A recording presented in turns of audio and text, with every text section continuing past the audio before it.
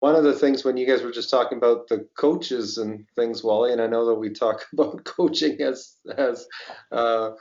being so important. Well, I read a book, The Captain Class, here over the last couple of weeks by Sam Walker, and he went through and did analytics and tried to figure out the best sports teams of all time across sports, and he goes through the first part of the book explaining how he came up with that metric and that what was truly a sport and how it to be an elite team, and that he came up with 17 teams that were kind of outliers, that were a class above the rest.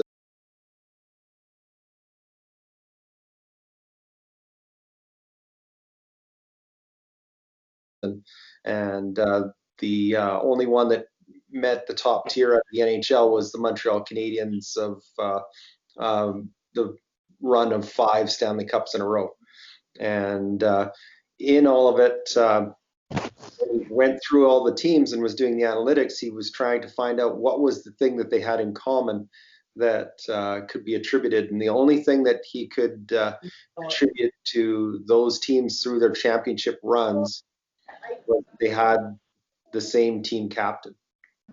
That they each team had a captain that was with that team for that amount of time. And then he goes on to explain the different qualities of those captains. But one of them, he thought it would be the coaches, and that would play a huge role. And not all of those teams that while they were on that significant run had the same coach. And so it was an interesting read on that one, but it was what were the 9? There was 7 traits of an elite captain, and that he had. I can get to it here. Extreme doggedness and focused in competition, aggressive play that tests the limits of the rules, willingness to do thankless jobs in the shadows, a low-key, practical, and democratic communication style, motivates others with passionate non-verbal displays, and strong convictions and courage to stand apart, ironclad emotional control.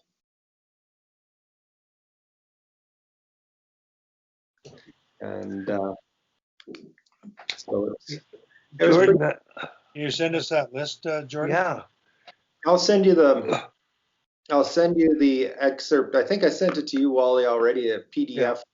That because then another thing that he went on to, the one chapter that I sent was at the end, and it was about false idols and about people that we would see as ultimate captains in their sport, but they could never get their team to rise to that highest level. And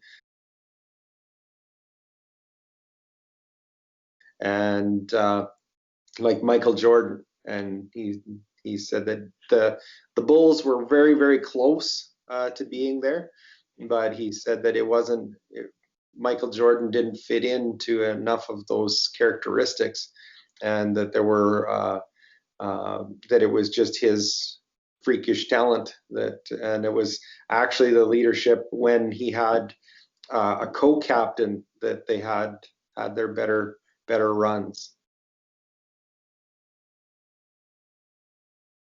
When there were with somebody else that the players would kind of rally behind and listen to and follow.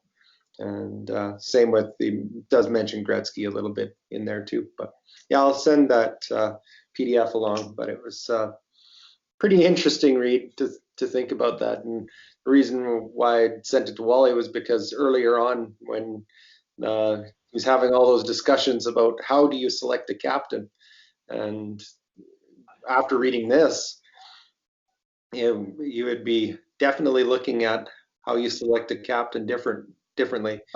Like they did a ton of research on this, so it was he is tying it across to the business world as well, and looking at leadership that way. But yeah, it was an interesting read. But he's talking about guys like Yogi Berra that wasn't like these leaders didn't need to be the best player on their team, but the doggedness, determination to get better. And talked about Yogi Berra about how when he first joined the Yankees, that they didn't the other players were like, who the heck is this guy? Like he can has a terrible hack swing and is in terrible physical condition and doesn't call a good game behind the plate and to the point where Berra just took it on himself to learn from others and work so hard on that and so it's pretty interesting.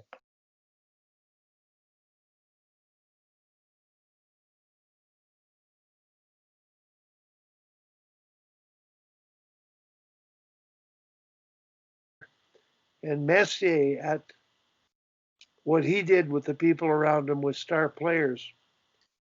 I don't know if there's any such a beast out there to fit into a lineup like that that would earn and demand or deserve that respect. But boy, you look at the Oilers and they need a Messier, and you look at the Leafs, they need a Messier.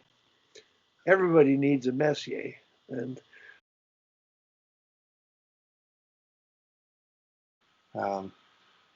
I mean, a couple of thoughts come to mind. I mean, I don't know. Number one, I never played with Messier. I mean, what we know of him and his leadership, we only know from other people. Yeah. So it's really hard to know. I think it's unquestionable the Leafs need somebody to gel around, and Thornton could well be that guy. The way they were talking about him last Saturday, certainly he's been very well received. He brings a lightness and a joy and a professionalism that is certainly one way to lead. He obviously was never able to get San Jose over the hump, and I don't see that as a condemnation. It's just we all tend to like to have a cause and effect sort of thing going on with either coaches or leaders or whatever it is, and really it's probably more of a collective thing. The right type of leader fits in with the right type of team and or the right type of coach with the right type of players and team. It's never this guy's a great coach necessarily or this guy's a great leader in and of itself and could lead any team in any situation. So I'm fudging and obfuscating here, but in lots of ways, I hope that Thornton is a good leader and fits in well with them, because it'd be great for the hockey world in lots of ways to see Toronto be successful. But so it'll be interesting, very interesting to see.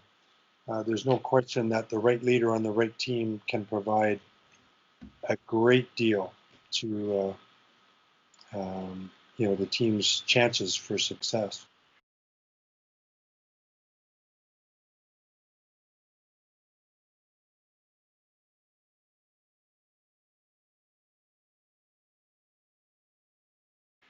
I think there's a dynamic in the NHL that Corey Perry made it obvious to me, and I don't know if Corey got $750,000 for his work with Dallas last year, or what Jason Spezza makes, whether they're still in the upper echelon. But I understand Jumbo gets $750,000 with the Leafs, and there are players, older, experienced character players that might fit into rosters. It sounds like Toronto's made a good decision there in terms of internal leadership and influence. But I think, boy, organizations moving forward, you sign these great rookies cheap and they're going to make a lot more money sooner than later. But there's some generational players who love to play beyond their time that can still contribute. And Corey Perry was one of them last year, and I don't know if there's anybody else that fits that bill moving forward, but there's some of them getting a little older and with time, but boy, looking down the future and for those kinds of players with your organization in terms of the chemistry, I think that's a matrix to consider moving forward for selecting players in terms of the cross section of what you've got. But no, good stuff, Jordan. I love the thoughts he had about your captain's really important. And the only one I can relate to that I knew influenced the team the most was Cassie Campbell, and I knew the chemistry on her team, and I knew the pitfalls within that she could level out in a remarkable way with her forward demeanor and her positive outlook. And she was, from my point of view on the female side, a consummate captain. So did she captain Tim in 2006?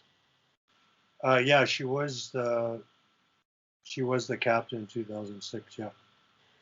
You know, for those of you that don't know, she was a sixth defenseman in Nagano, and she played at the Oval, and she made the national team unexpectedly in 2002. She made the 2001 national team as a forward. And when she came to see me in my office, I congratulated her for making the team. And she broke down and cried and said she wanted to play defense. But, you know, just going through having coached her for about 4 years and being involved with her, that, you know, she really has impressed me. But